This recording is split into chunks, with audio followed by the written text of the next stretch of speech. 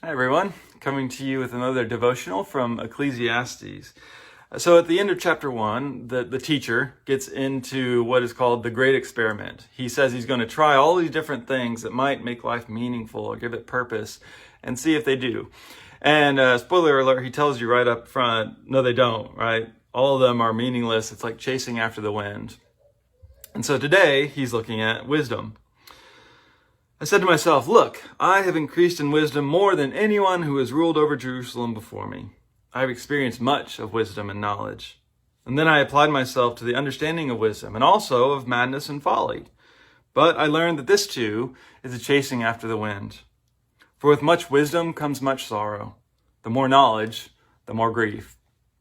So it seems like he's saying there at the end, it's better to just be dumb, right? Because the more you know, the harder life is. And we can see a sense in which that's true, right? And in fact, as we say today, ignorance is bliss. We know that when you know, right, for example, you see what's going on in the world, that can be kind of depressing. And sometimes it might sound better, just bury your head in the sand.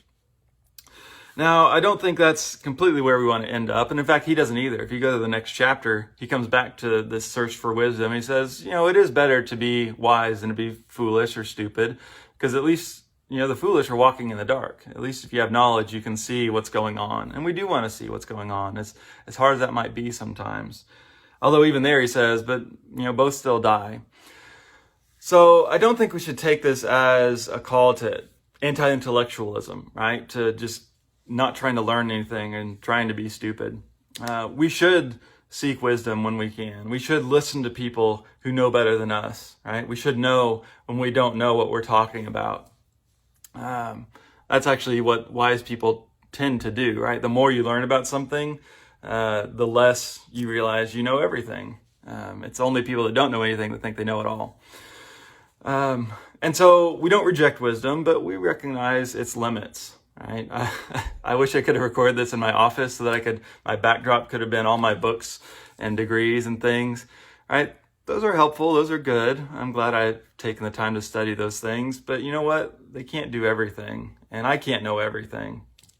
And so instead of inspiring hopelessness, this message about wisdom hopefully just inspires humility. Know what you can, learn what you can, but know that you're never going to be able to read enough books or watch enough news or whatever it is. There's always more out there. So be willing to listen.